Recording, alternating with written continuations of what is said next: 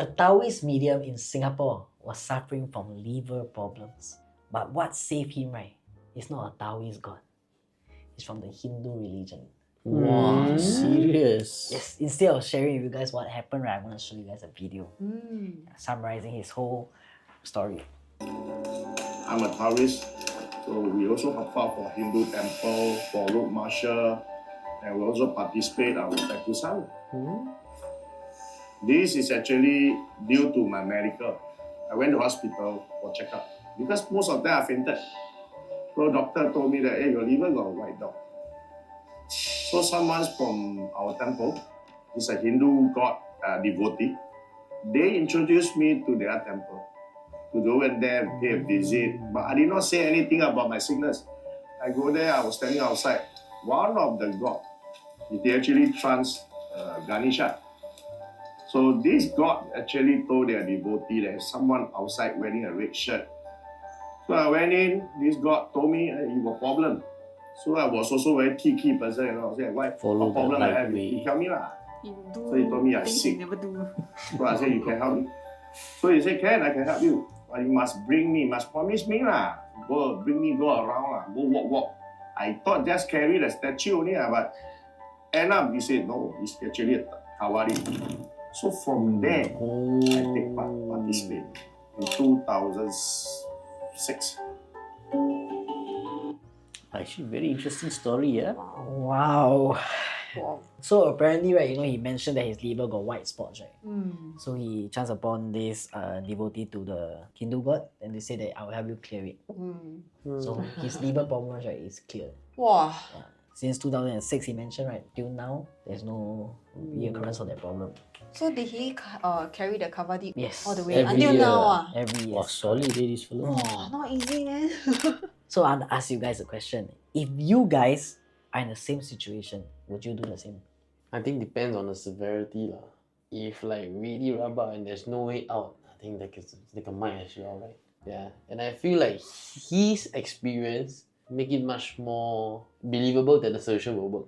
Okay, because number one, he is already in the realm of deities and whatnot. Secondly, he was just standing outside, yeah. The person don't know that he has a problem, and then when they trans Ganesha, they say that, oh, you have illness and stuff like that. So I think if undergo that, I think just if you do Kavadi, oh. You eh? I think it's unlikely lah. But if let's say there is someone who I really trust and the person recommends something like this, I might give it a shot. One thing I find actually very interesting about this guy is he is a Taoist, right? And not just a regular devotee, He's a medium, which means he truly believes in his religion. But he was open enough to entertain, why not I just go to this temple and see?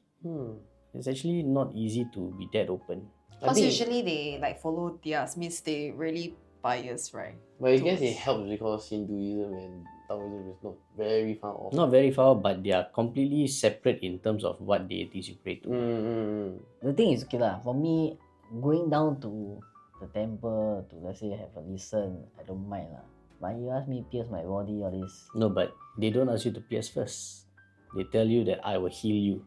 If you are healed, would you be willing to do this? So your first thought is not, okay, I'm going to get pierced. Your first thought is you help me heal first, then we talk. You psych? Him accepting the new religion, right? It's not just only himself. It passed down to his whole family, his whole followers lah. Yeah. Right now, the son, right, also do the Thaipusam. Oh, serious? Wow. Yeah. So I'll ask you guys a question. Do you believe a ritual meant for another faith have a universal meaning? Is it like confined to those people that believe in the system, believe in the faith, or for everybody else as well? Actually, I think sometimes, right, some rituals may be universal. I don't know about all rituals, but there could be some rituals that, like for example, Kama Sutra. the most ancient ritual. Like yoga, all this is like sort of Meditation universal. also. Even the act of confession. It's a Christian idea, but being able to unleash all that and unload that burden you have is a universal thing. And the thing about Kavadi, right, it's not the act of carrying, no. It is that 1 month of Preparation, right? yeah, you are going through a lot of Cleaning. mental cleansing. Yeah. Your mind has to be like, you know how Ramadan is. 1 month they have to be clean, they have to fast, and more than just the eating part, right? Their thoughts have to be pure Clean. and all. All this. Yeah. Heart has to be good, thoughts has to be good. Yeah, if not right, during the process of the piercing and everything, it will be extremely painful if you don't practice that 1 month of cleansing. So if let's say you do properly, right, you will not feel a pain at all. I guess that would be universal also, because it's about building mental fortitude. Yeah. As long as it's not too niche. Maybe the piercing isn't universal. Yeah, but the preparation maybe lah. Okay, so you talk about piercing, right? Okay, I don't know. Just now you mentioned if you go through the right steps, right, you are not supposed to feel any pain. Very minimal. It's very bearable pain. If you don't go through it, I mean, you pierce a bit, there is so pain. Imagine you cannot pierce 100 times or something. Yeah, because I saw one picture of him. Pierce here, pierce tongue, pierce. I tell you, some of the piercing is damn crazy, no. It's like maybe this thick, no. Pole go in here, come out here. Pole! Yeah. It's like a rod, no. I You got can see. do bicep curl, no. I think I got see his cousin's one before. That's why and he was sharing with us his experience, Shamanin, right? He was sharing, and then like you can see everywhere really like thick, like arrow like that piercing through. Damn scary. It's not only their face, right? The body also. The back, the front. All will Yeah, kena. all. All will kena. Yeah. They have this one where they pull like some kind of chariot. They have like maybe 50 hooks pierced into your back, and you pull that bloody thing from one temple to the other. Heavy, no? And that's the thing, no, because okay, as much as your mental fortitude can bring you, right, or increases your will and whatnot, right, what actually is the process in receiving less pain, though? Because it doesn't make sense, physically. Because you can practice the 1 month, you can cleanse your mind, you can eat clean and stuff like that, but how much can it actually negate the pain? It's right? supposed to do that, because you're supposed to kind of put yourself in a bit of hardship. You cannot be enjoying and stuff, must like maybe sleep on the floor, that kind. So you're already getting used to conditions that is not very favorable. So when that happens, it's not great, but it's better than if the disparity is much wider.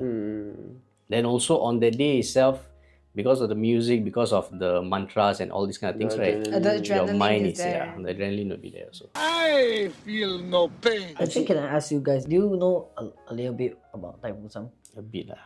What is the reason why they pierce themselves? Okay, the whole idea about the piercing, right, is it is a vow to the god. Usually it's Murugan lah. So Murugan is this one of the main gods of like war like that. Thaipusam is a day where people who have devoted themselves to him, they will come and fulfill their vow. Just like this guy, he said he used to have some liver issues, and then he spoke to the guy who was a medium for Ganesha, and then the guy say, I can help you, but you need to carry me around, right? His vow to him is, okay, if you help me, I will do this for you. So fulfilling that vow is what happens on Thaipusam. Wow.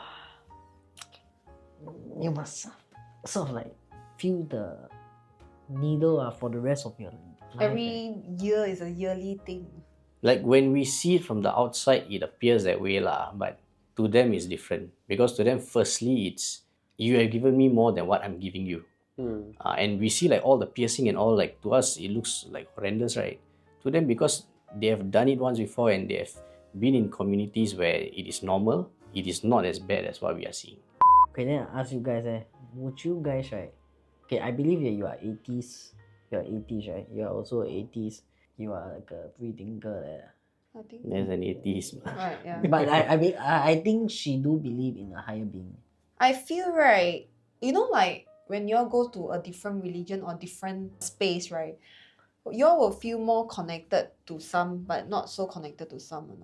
Okay, that's normal lah. Right. Like for me, I feel when I go to an Indian temple, right, I feel more connected to there than a Chinese temple. There are things in Hinduism that, okay, a lot of this, like Buddhist and Taoist stuff, right? A lot of it originates from Hindu practices. No? And people can say, yeah, they are completely separate religions and spurred out of their own and stuff, but there is some influence.